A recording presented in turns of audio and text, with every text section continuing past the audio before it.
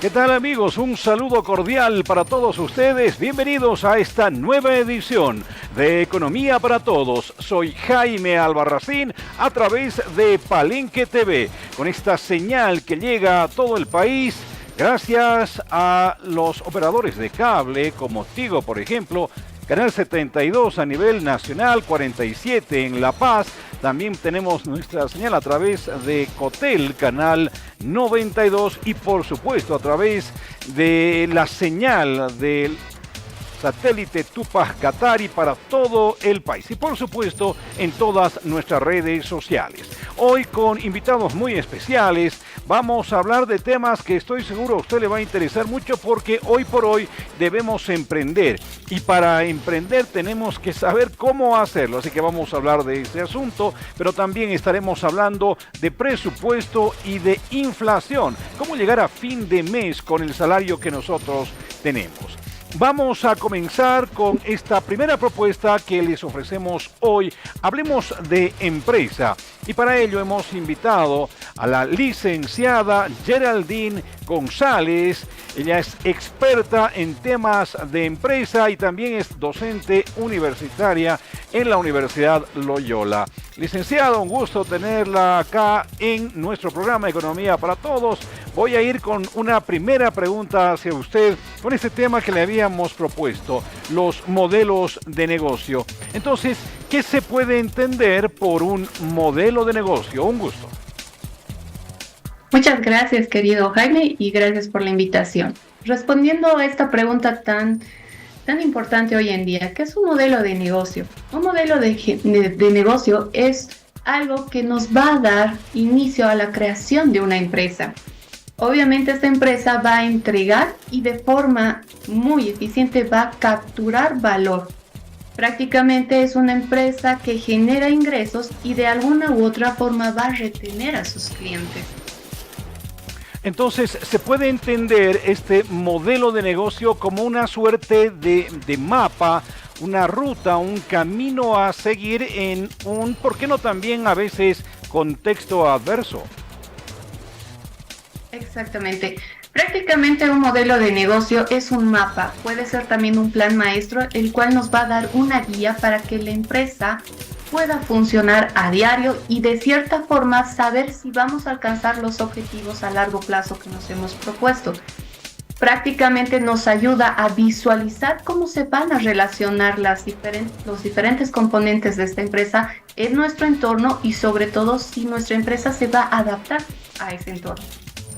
Ahora bien, en función a aquello, me imagino que una empresa, entre otras cosas, que las vamos a ir desglosando poco a poco, tiene que tener una meta financiera. ¿Cómo debemos calcular o podemos entender esto de la meta financiera? Porque bueno, a quién no le gustaría ganar muchísimo dinero, ¿no es cierto? Pero tenemos que ser realistas en función a nuestro emprendimiento. Meta financiera entonces en un modelo de negocio. Okay. Las metas financieras obviamente tienen que estar presentes desde el inicio de nuestra idea de empresa como tal, pero estas metas financieras se van a alinear con nuestras estrategias, sí o sí. ¿Por qué razón? Porque ambas nos van a dar la viabilidad y la sostenibilidad de este negocio.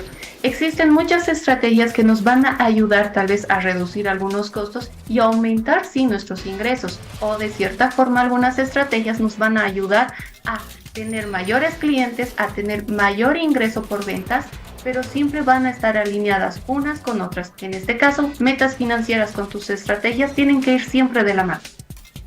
Qué buen tema el que usted toca a continuación. Estrategia, ¿qué debemos entender como una estrategia financiera y cuáles son las claves para una buena estrategia? Bueno, las estrategias financieras van a ir desde el contexto en que cómo nosotros vamos a tener nuestros ingresos, a nuestros socios o inversionistas, cómo vamos a empezar a generar esos ingresos que tanto deseamos. Ahora, las estrategias. Dentro de las empresas manejamos bastantes estrategias, pero una de las que más es usada y tenemos que sacar provecho a esa la estrategia de diferenciación. Y aquí está y conlleva lo que es nuestra propuesta de valor. Desde un inicio, toda empresa tiene que tener una diferenciación. Es por eso que les digo a mis alumnos, antes de crear una empresa, de tener esa visión de querer ser gerente, primero sé cliente. Con esa perspectiva tienes que crear tu empresa y por ende todo el contexto que vas a generar en este lineamiento te van a ir acomodando poco a poco desde la perspectiva de cómo quiero como cliente tener esto. Una propuesta de valor entonces debe entenderse como la personalización de mi negocio, es decir, darle ese toque individual que nos va a diferenciar del conjunto de las propuestas que puedan existir en relación, por ejemplo, te pongo un ejemplo bastante común, tener un centro gastronómico, por ejemplo. Exactamente. Las propuestas de valor es desde cómo es el trato con el cliente hasta cómo va a ser el empaque, cómo va a ser el diseño de tu empaque, si va a ser fácil, no va a ser fácil de abrir, va generando mucho contexto. Ahora, yo he visto una estrategia de diferenciación y de esta propuesta de valor muy interesante en otro país con estas ventas en línea.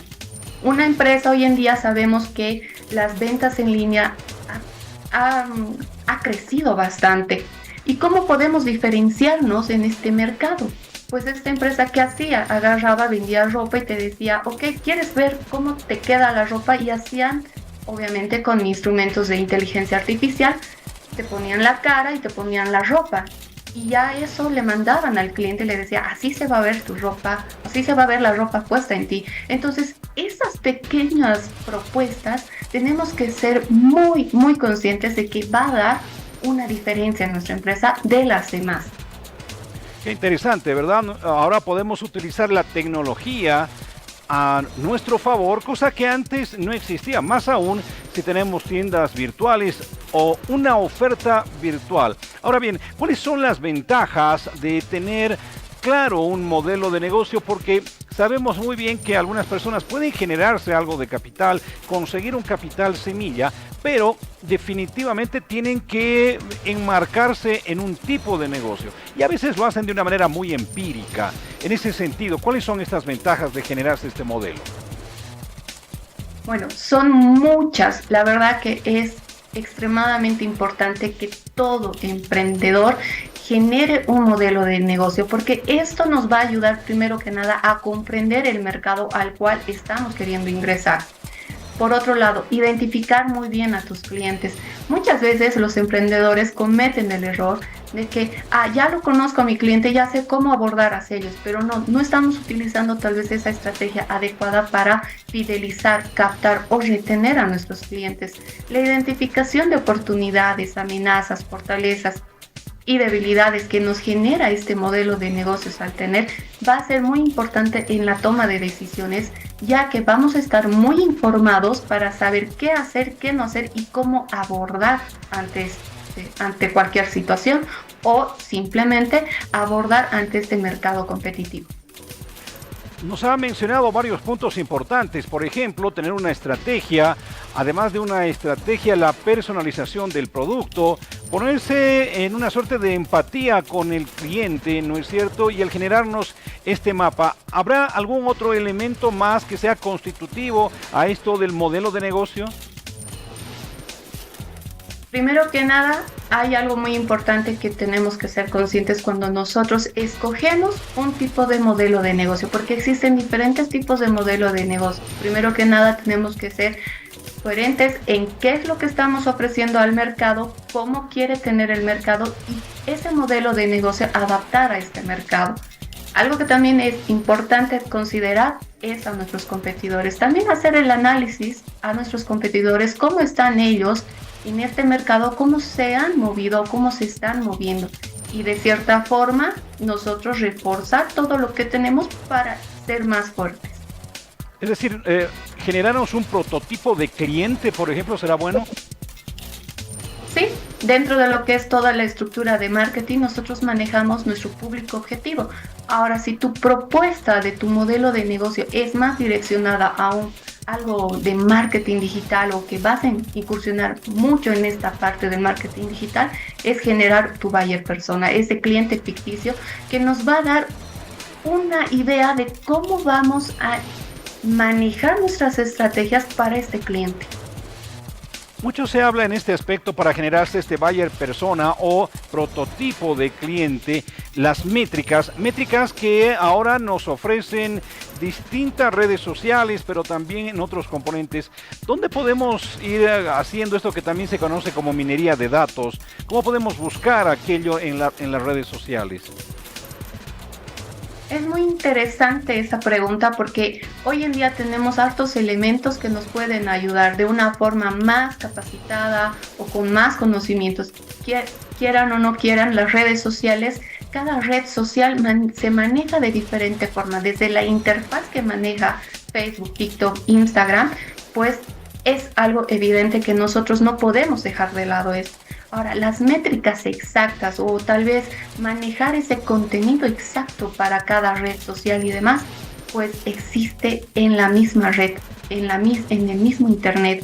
Nosotros tenemos que ser conscientes que cuando queremos ingresar a un mercado, queremos vender algo, debemos ver qué tipo de generación a la cual nos vamos a dirigir y por ende en esta investigación de información vamos a encontrar lindos e interesantes datos a los cuales podemos abordar de una forma más eficiente.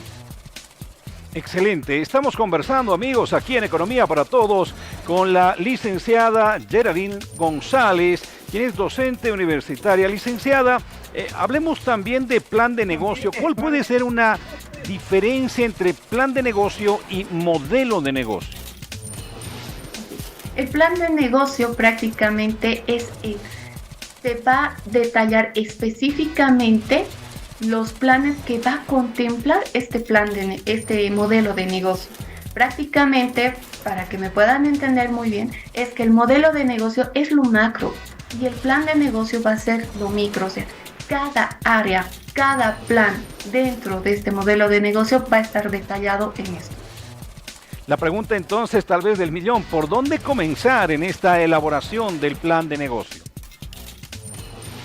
Empezamos por un plan de negocio, primero que nada haciendo un resumen ejecutivo, pero si bien este resumen ejecutivo, ojo, se tiene que realizar al final, pero es la primera hoja que va a contemplar nuestro plan de negocio. Posteriormente hacemos lo que es el análisis o el plan de gestión estratégica. En este apartado vamos a identificar ya que la descripción de la empresa, vamos a identificar nuestros objetivos estratégicos, vamos a elaborar nuestra misión, visión y valores que contempla. Posteriormente pasa lo que es el plan de marketing, en el cual vamos a hacer un estudio de mercado, vamos a identificar nuestra demanda y sobre todo vamos a identificar qué estrategias de comercialización vamos a utilizar. Después requiere lo que es el plan operativo. En este caso, si tu propuesta de empresa es que genera algún producto, pues vamos a desarrollar desde tu layout, desde tus funciones operativas, igual las estrategias operativas que conlleva como tal. Después pasa lo más importante para algunos y menos indispensable, la parte de recursos humanos, el plan de recursos humanos. Encontrar a esas personas idóneas que puedan entrar a tu empresa para que puedan dar valor a tu empresa como tal. Por ende, generar toda tu estructura organizativa en este plan para luego ir a lo que es el plan de base legal. Todo país tiene leyes, tiene reglamentos, estructuras de cómo se pueden generar o cómo se crean empresas. Acá determinamos netamente lo que es, qué tipo de sociedad va a ser tu empresa, qué leyes o qué normativas necesita o requiere para su funcionamiento. Y por último, el plan más indispensable también de todo esto es el plan financiero, donde vamos a ver la viabilidad y la sostenibilidad de este plan. Eso es lo que conlleva una estructura del plan de negocio. Ahora bien, en función de aquello por lo que usted nos acaba de comentar, es un trabajo de relojería, ¿no es cierto? Debe ser bastante minucioso entonces en la elaboración de este plan que nos permita, digamos, no dejar algo a, ¿por qué no?, la casualidad, digamos, o un margen de espontaneidad que puede existir. Lastimosamente, el plan de negocio nunca va a ser algo estático. Siempre se puede modificar, se puede actualizar inclusive. Entonces, sí es un trabajo minucioso porque tenemos que ver a detalle todo lo que va a tener nuestro modelo de negocio. Entonces, aquí lo vemos de forma más específica. Sí, es un trabajo de equipo, en este caso, o de asesoramiento. Es muy importante que todo emprendedor o que toda persona trate de apoyarse también en su equipo o en un asesor para que le pueda dar los lineamientos o por lo menos esas guías bases para que él pueda generar su plan de negocio. Ahora, aquí importa mucho lo que está haciendo la competencia, es decir, por ejemplo, si en la cuadra donde yo he colocado, por ejemplo, un restaurante, hay otros 2 o 3, ir viendo lo que están haciendo ellos también para a partir de aquello tratar de mejorarlo y sacar un producto mejor. Exacto. Sin duda alguna, la competencia siempre va a estar por delante o por detrás de nuestra empresa. Entonces nosotros tenemos que ser tenemos que estar alerta de lo que hace la competencia. Existen muchas herramientas que nos ayudan a poder identificar a nuestros competidores, a poder analizar a nuestros competidores. Y una de esas herramientas es la matriz del perfil competitivo. Analizamos a nuestros competidores a través de nuestras fortalezas y nuestras debilidades para ver qué es lo que tienen ellos más, qué es lo que nosotros podemos aumentar más o qué es esa diferencia que hace que nosotros seamos tal vez la empresa que destaque entre los competidores. Finalmente, ya para ir concluyendo esta entrevista, una pregunta que habitualmente se hacen muchos emprendedores en función al precio, a los precios de mi producto o de mi servicio. ¿Debo competir, ser competitivo en función al precio o algunas otras cualidades que puede tener mi producto o servicio? Claro que sí, el precio es muy importante considerar. Necesitamos saber qué tipo de estrategia de precio vamos a utilizar. Es muy importante cuando hablamos de precio saber si dentro de nuestro mercado competidor, dentro de este mercado, están manejándose precios relativos, precios muy altos o precios desiguales. Entonces tenemos que hacer un buen análisis sobre estos competidores. No nos olvidemos que la participación de mercado que vamos a querer tener va a depender mucho del precio al cual nosotros vamos a ingresar.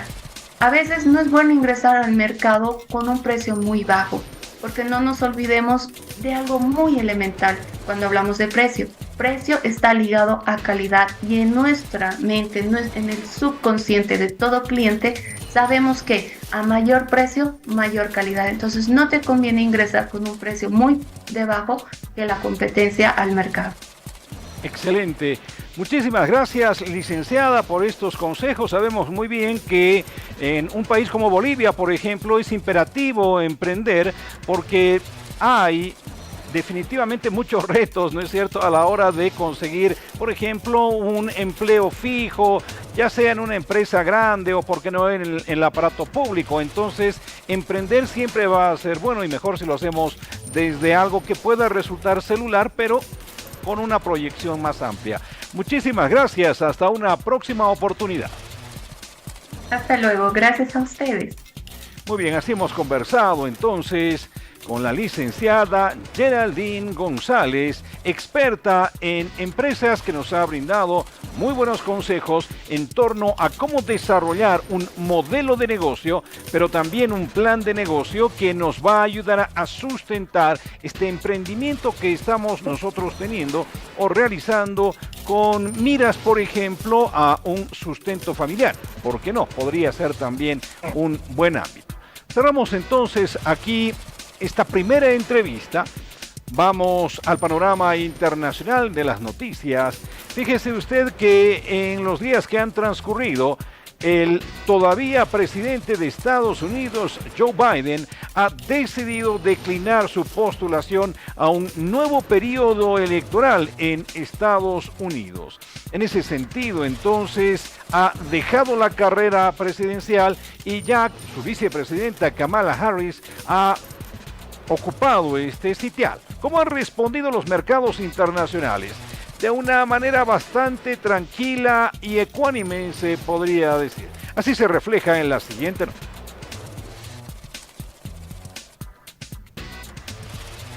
Una noticia que conmovió al mundo, pero que el mercado ya había cotizado. La renuncia de Joe Biden a la candidatura demócrata tuvo un moderado impacto en los mercados de todo el mundo. El dato, sin embargo, le dio un nuevo impulso a la bolsa de Nueva York, que arrastraba números rojos de la semana pasada. De todas formas, los analistas esperan un escenario de volatilidad en las próximas semanas, al menos hasta que quede confirmado el nombre del candidato demócrata que enfrentará a Donald Trump en noviembre. Y por delante queda la publicación de datos claves como la inflación en el país y la decisión de la Fed sobre el futuro de la política monetaria. En Europa, los principales índices bursátiles también se mostraron en verde, como ocurrió con el DAX en Frankfurt. Para el viejo continente se abre un nuevo escenario. Si bien el mercado descontaba que Biden no sería el candidato, la pregunta es ahora, ¿quién será el representante demócrata y cuáles son sus probabilidades frente a Trump? Para el mercado, un escenario incierto es más preocupante que uno malo. En Asia, en cambio, los mercados se movieron a la baja, también influenciados por los cambios de política monetaria en China. La tónica en mercados como Japón, Corea o China fue el desarme de posiciones que se adaptaban a un regreso seguro de Donald Trump a la Casa Blanca y un eventual riesgo de aislacionismo económico. La noticia estaba descontada, pero las consecuencias son imprevisibles y la volatilidad podría ser la tónica de los mercados en las próximas semanas.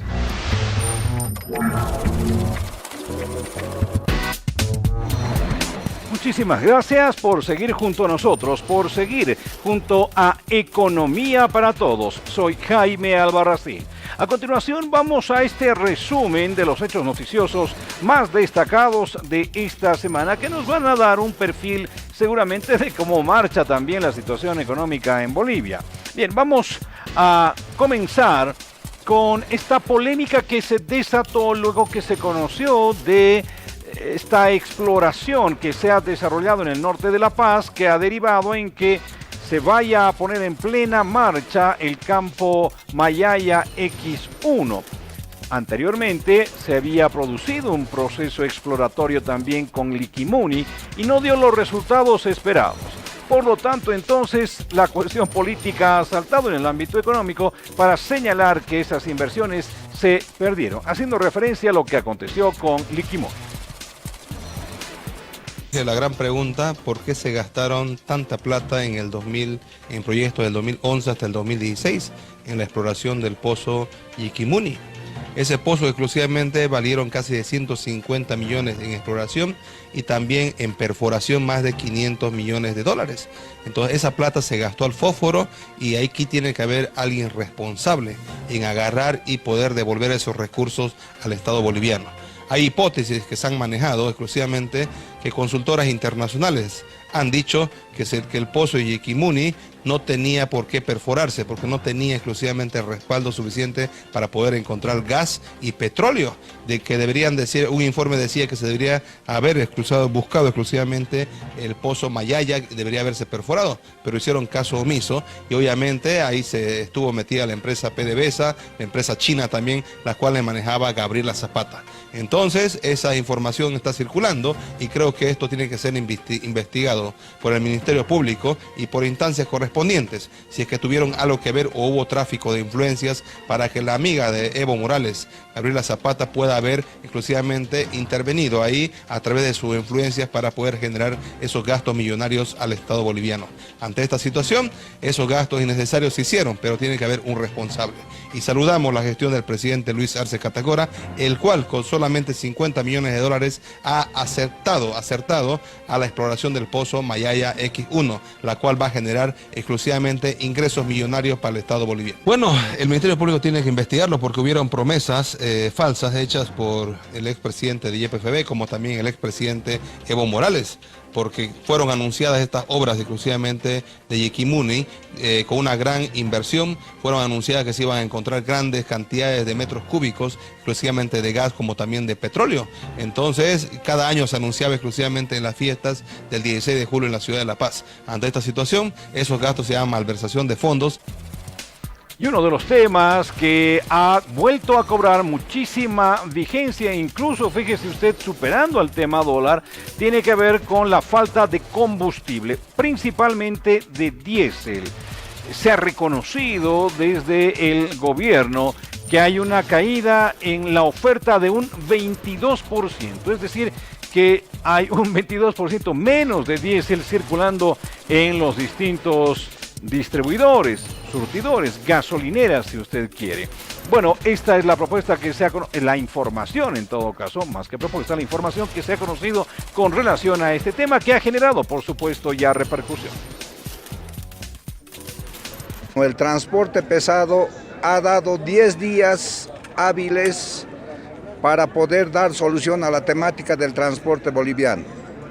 Tenemos mesas de acuerdo o reuniones técnicas que deberíamos de realizar bajo la cabeza del señor ministro de Economía. Pero lamentamos que algunas instituciones, faltando 24 horas, nos pasan cartas de invitación para estas mesas técnicas, cuando nosotros somos transportistas, estamos en carreteras. Por lo menos una carta de invitación para estas mesas técnicas debe llegar 72 horas antes para poder participar. Hoy por hoy hemos visto con amarga tristeza que todo el transporte pesado está sufriendo por falta de combustible. El primer elemento que es para justificar nuestro trabajo a nivel nacional, porque somos de servicio, no tenemos dólares, no hay divisas, y el incumplimiento empieza pues desde ese lugar. El señor ministro de Economía el día 25-26 ha sido claro que va a hacer cumplir todas las actas o estas actas, reuniones técnicas al 100%.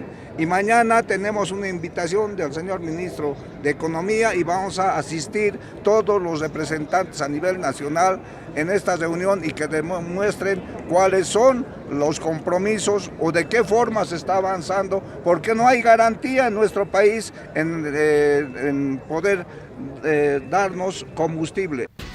La situación económica, el panorama económico, por supuesto que se ha tornado más complejo en estos días en nuestro país, que está afectando inicialmente a los productores, a los agroindustriales. Por supuesto también los pequeños empresarios son quienes están sufriendo, la escasez del dólar y también de combustibles, pero fundamentalmente ellos trabajan con divisa estadounidense.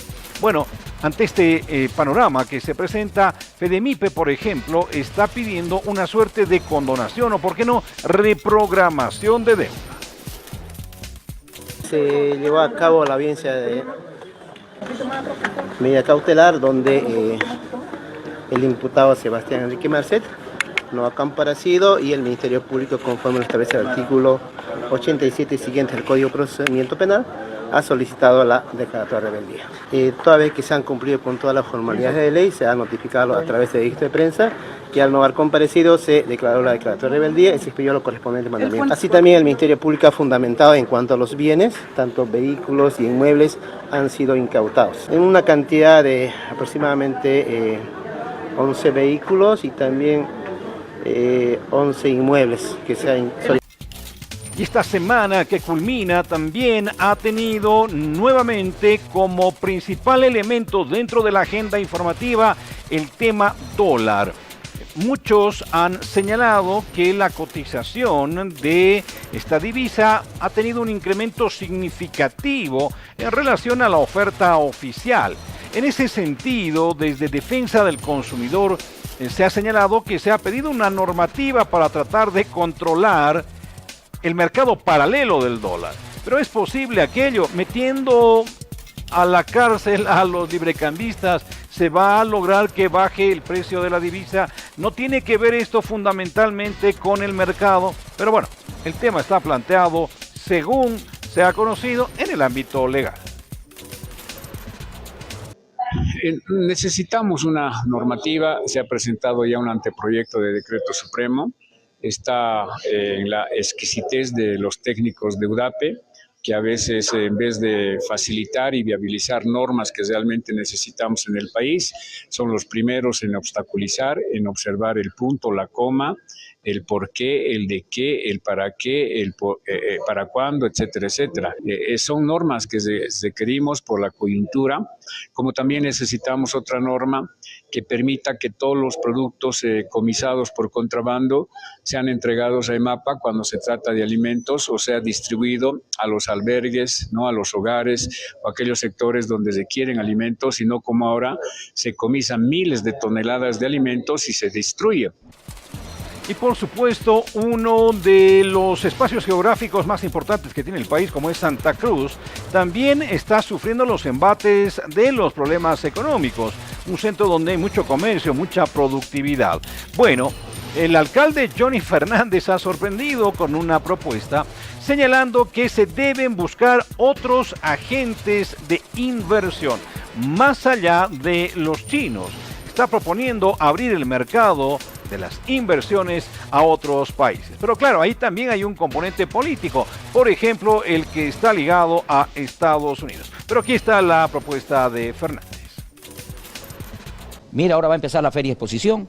También se necesita el tema de reactivar la economía con la feria exposición. ¿Qué tenemos que hacer? Facilitarle las condiciones a aquellos productores, a aquellos empresarios que quieren invertir y que quieren mostrar sus productos, pero también a los que vienen de afuera. ¿Saben qué? Una de las propuestas que tenemos nosotros es que ya dejemos de ese mito de que mañana ya solamente se hace negocio con los chinos o con los rusos. Abramos la puerta a todos los inversores de todo el mundo. Abramos la puerta para que vengan a invertir.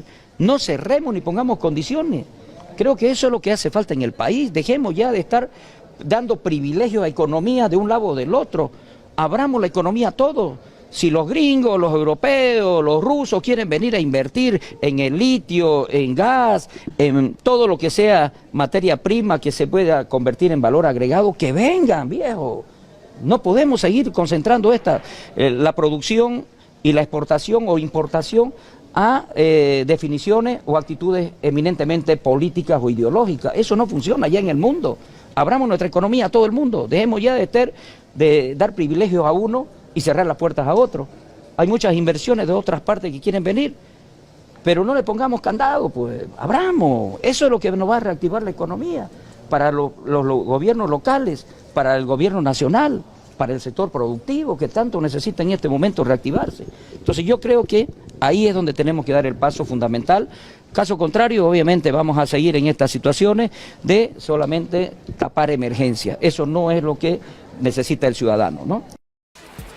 Vamos a una pausa, amigos, y cuando retornemos estaremos hablando de cómo puede usted lograr de que su salario, sus ingresos le alcancen hasta fin de mes. Vamos a hablar de presupuesto versus inflación dentro de la economía familiar. Así que por favor, aguántenos.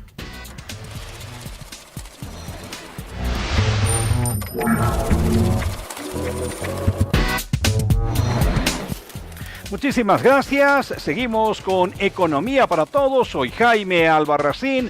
Vamos a tener esta nueva entrevista con Guido Capra. Él es economista, un conocedor de temas financieros y también de otros asuntos ligados a la economía.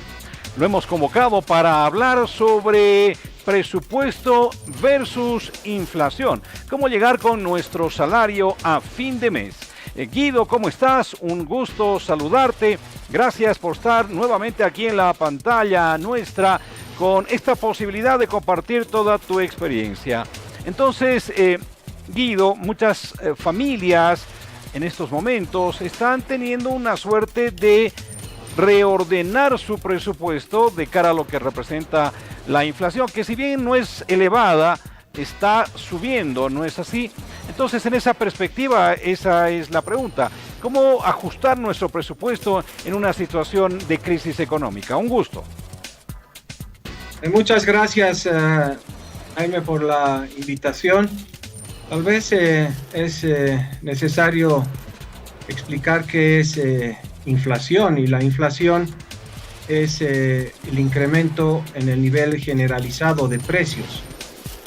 Las tasas de inflación varían en el tiempo y si hablamos de tasas de inflación superior al 10%, estamos hablando de una pérdida importante en el poder adquisitivo de los ingresos de las familias. En realidad, la inflación es una especie de robo o es una especie de engaño, es una especie de apropiación de tus ingresos, porque en realidad el poder de compra con la inflación se reduce, y lo que estamos experimentando hoy en Bolivia es una inflación, diría yo, elevada, porque los productos básicos se han incrementado de manera importante, y sobre todo los productos importados. Bolivia es un país, en realidad los bolivianos somos muy dependientes de la producción de insumos y la producción de productos del exterior. Para adquirir productos del exterior uno necesariamente tiene que cambiar bolivianos por divisas extranjeras, sobre todo la divisa norteamericana.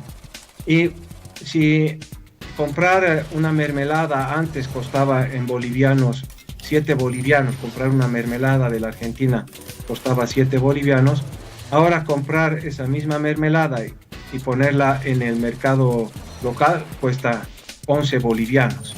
Y esa es parte de la inflación, porque Bolivia no produce todo. Bolivia produce apenas un porcentaje muy bajo de lo que consume una familia.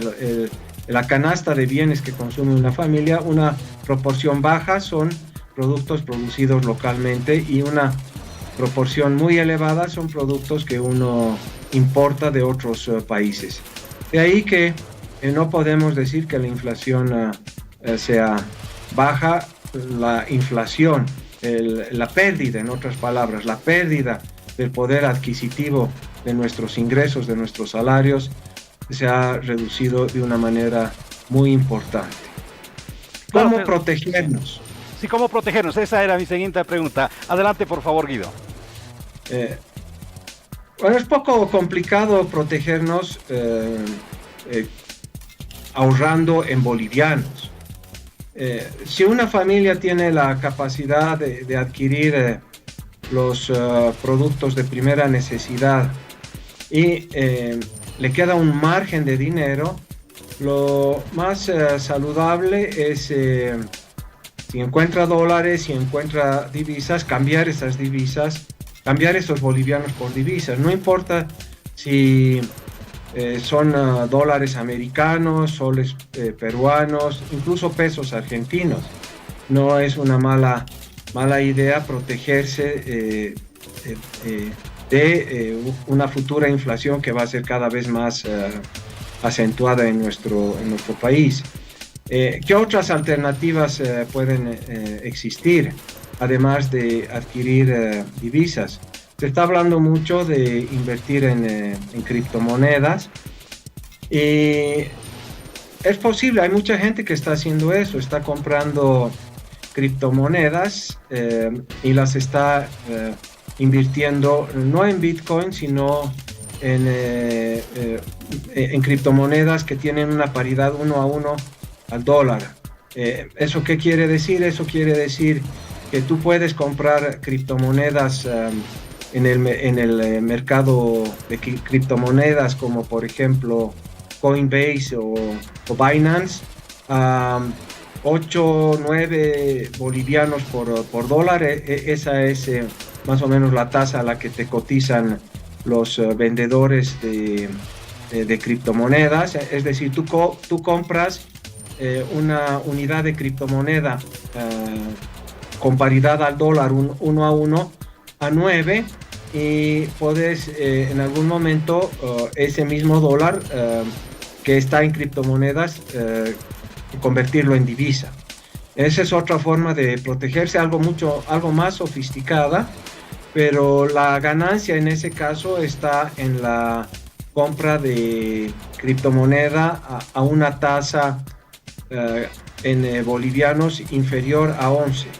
Si es superior a 11, entonces no vale la pena. Entonces, ¿qué es lo que ganas? Lo que ganas es, tú compras una unidad de criptomoneda que tiene paridad a dólar 1 a 1 a 9, y luego conviertes esa misma criptomoneda en dólares y la puedes transar a 11 bolivianos o a 10 y algo más de bolivianos. Guido, entonces aquí, esa es una manera. Sí, quiero hacerte un pequeño paréntesis aquí para hablar un poquito de esto, de repente de una manera un poco más concreta y concisa. ¿Es seguro comprar este tipo de criptomonedas? Es decir, en lo posterior, en el futuro, se puede volver a monetizar de una manera física, si tú quieres, ¿se puede lograr aquello? En realidad sí, porque el mercado es muy ágil. Lo mismo, para comprar criptomonedas, por ejemplo, tú necesitas una tarjeta de crédito o necesitas dinero en efectivo, y lo que estás haciendo es cambiando dólares por criptomonedas. Entonces, de la misma manera, en los mercados tú puedes hacer una transferencia a la inversa, es decir, cambias criptomonedas por dólares y eso se registra en alguna cuenta bancaria o en alguna otra forma de poder registrar el intercambio. Ahora es mucho más fácil intercambiar criptomonedas por criptomonedas, por ejemplo, Ethereum con Bitcoins o Bitcoin con BNB, que es la moneda de Binance, que es la plataforma en la cual se hacen las transacciones en criptomonedas. Eso está haciendo mucha gente. Lo que está haciendo mucha gente en este momento es lo que te he mencionado. Está utilizando su dinero que tiene disponible no en efectivo, pero en alguna cuenta o en alguna de alguna manera, y está comprando criptomonedas a 9 y luego las puede vender a 11. Perfecto. Bien, como tú bien has dicho, esto es un método bastante sofisticado, pero seguramente habrá personas con de repente menor conocimiento para aquello y no se van a animar mucho. Entonces, ¿cómo podemos seguir protegiéndonos de este asunto de la inflación, de repente ya en lo que representa una economía familiar, Guido? Bueno, otras sugerencias son adquirir bienes inmuebles, pero no los están caros.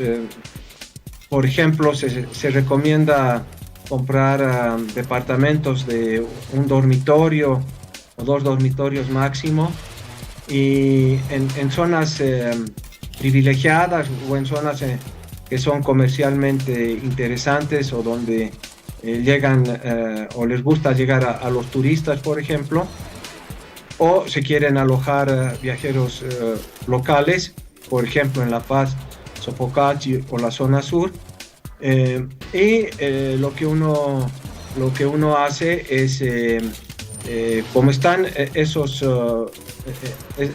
edificios o esos departamentos ya están construidos, las ventas no se han incrementado de manera muy importante. Y utilizar ese espacio para hacer negocio como con Airbnb, ¿no? Entonces, esa es una manera también que se puede aprovechar la crisis que estamos viviendo y que se va a agudizar con toda seguridad en los próximos meses. Bien. Ahora, claro, también se podría aprovechar y comprar la mayor cantidad de electrodomésticos, porque todavía no han subido de precio de manera muy importante. Se están agotando los stocks o los inventarios que se tenían adquiridos hace unos 6 meses atrás. No ha habido un ajuste al dólar paralelo, pero ya con toda seguridad, si uno quiere comprar un refrigerador de aquí a unos 5 meses, ese refrigerador va a tener un costo mucho más elevado. Perfecto. A ver, en este otro segmento de la entrevista quisiera preguntarte, en función al salario que nosotros percibimos o los ingresos que podamos tener, ¿cómo podemos hacernos alcanzar, llegar a fin de mes? Hay que reformular nuestro presupuesto. De repente, ahora que tampoco el precio de los alimentos ha subido de una manera explosiva, ¿no es cierto? Me refiero a arroz, azúcar, en fin, abarrotes. ¿Se podrá ir almacenando algo? Si hay capacidad de almacenaje, en fin, para que si esto va subiendo, tengamos alguna suerte de respaldo por ahí. Sí, pero en realidad adquirir arroz, azúcar, eso es un extremo parecido a un caos de una guerra entre países, ¿no?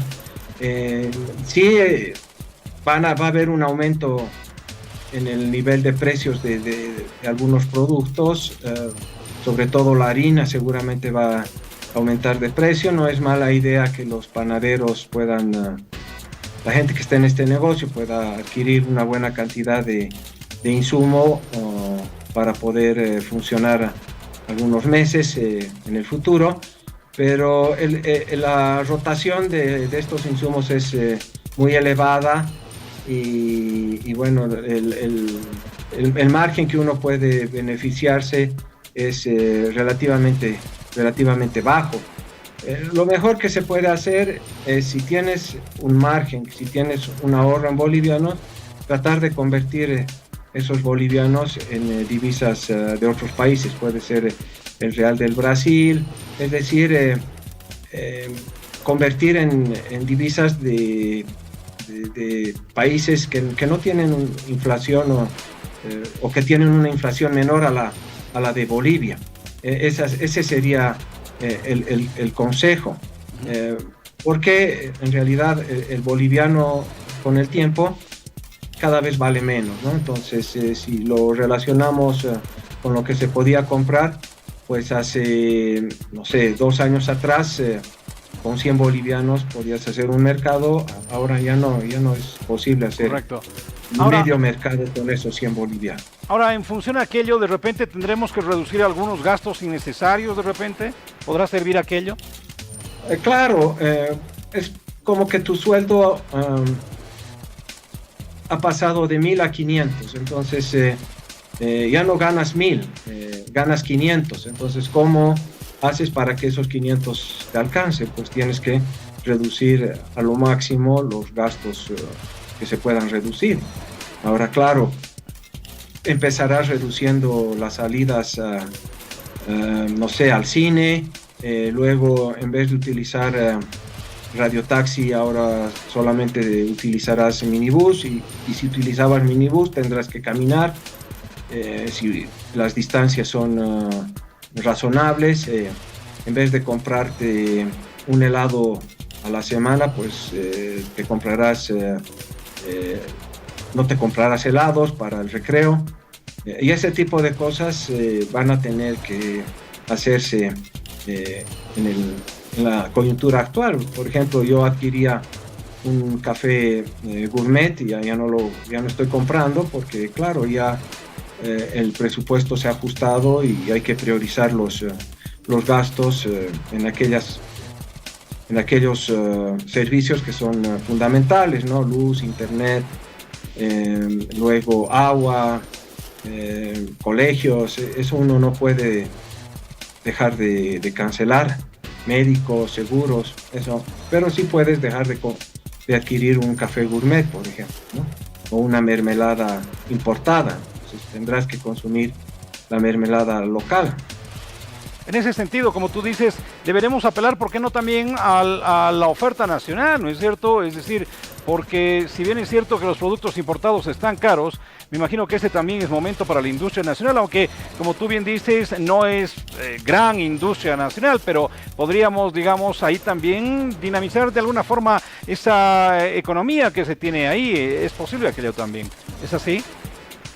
Sí, incluso, bueno, hay el riesgo de que sucede el contrabando a la inversa. Antes llegaban muchos productos de Argentina a Bolivia, entonces ahora los productos de Bolivia se están yendo a la Argentina, y lo que sucede es un desabastecimiento de productos locales porque, con toda razón, los empresarios o los productores locales prefieren vender afuera porque en Bolivia, por decir algo, por una mermelada les pagan 7 y esa misma mermelada en la Argentina al tipo de cambio es 10 bolivianos, ¿no? Entonces, ese tipo de riesgo también existe, que es el contrabando a la inversa. Lo que recibíamos de la Argentina hace unos meses atrás, unos años atrás, eran productos que tenían un bajo precio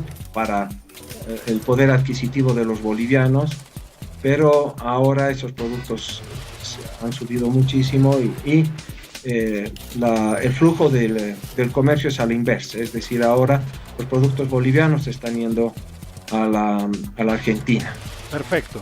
Muy bien, muchísimas gracias, Guido. Estoy seguro que estos consejos que nos has dado van a ser de muchísima utilidad, como proteger si tenemos algunos ahorros, los mismos, para que la inflación no se convierta en un asesino silencioso de aquello precisamente, de nuestros ahorros, y también con algunas posibilidades de llegar con el salario que tenemos, porque a veces tampoco hay para ahorrar, pero sí con ese salario tratar de llegar a fin de mes y que esto no se convierta en un problema que nos lleve a un mayor estrés.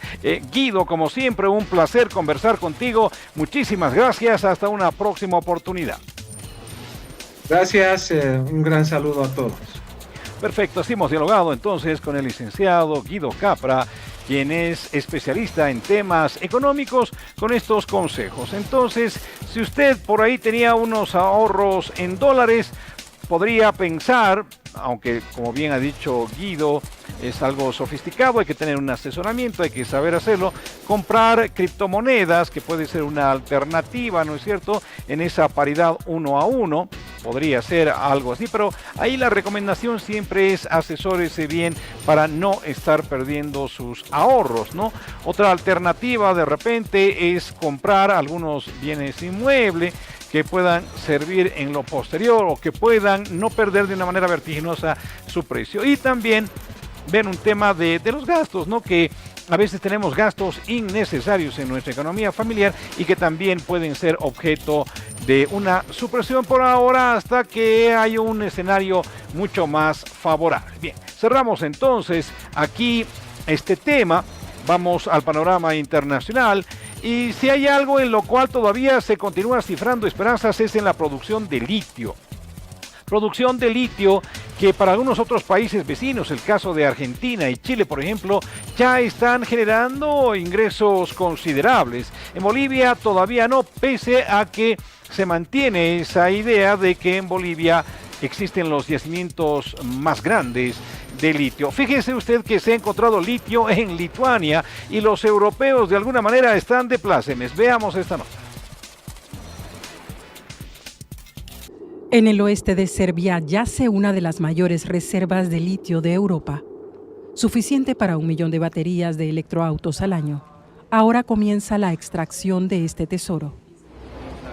El canciller alemán Olaf Scholz, el presidente serbio Aleksandar Vučić y el vicepresidente de la Unión Europea Maroš Šefčovič han firmado un acuerdo de gran relevancia para Europa.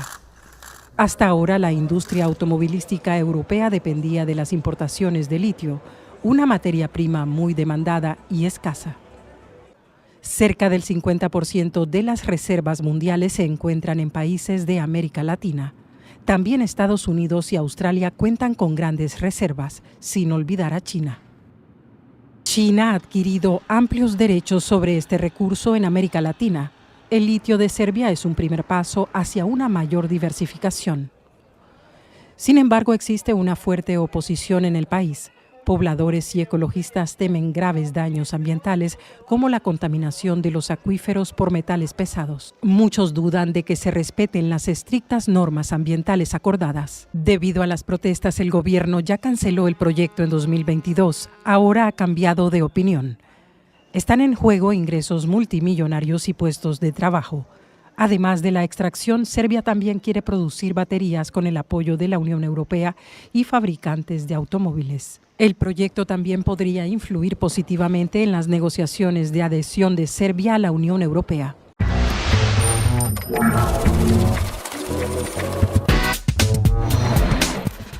Recta final aquí en Economía para Todos. Hoy hemos abordado temas muy importantes porque, como hemos visto, está un poco complicado conseguir un empleo en el aparato público o en una gran empresa, ¿no es cierto? Entonces vamos a tener que valernos por nuestros propios medios. En ese sentido es importante generar empresa, generar algún tipo de negocio, por ejemplo. Y por eso hemos hablado hoy sobre modelos de negocio y plan de negocio. Cómo es importante tener una estrategia, personalizar nuestro producto, tener claro también nuestro presupuesto, nuestras metas financieras, como se ha señalado, y ser minuciosos en el ámbito de detallar qué es lo importante para nuestro emprendimiento, saber cómo funciona la competencia, tener un buen precio siempre para ser competitivos y, por supuesto, también aprovechar todo lo que nos brinda el entorno digital para mejorar nuestra oferta. Y también hemos hablado sobre cómo llegar a fin de mes con nuestro salario. Aquí el presupuesto es muy importante, pero también manejar cierto nivel de inteligencia financiera para poder comprar ciertos productos que vayan a abaratar nuestra canasta familiar. Son dos temas entonces muy importantes, consideramos así, que les hemos ofrecido en esta edición. Llegamos entonces al final de Economía para Todos correspondiente a esta semana. Soy Jaime Albarracín. No lo olvide, la economía depende de uno.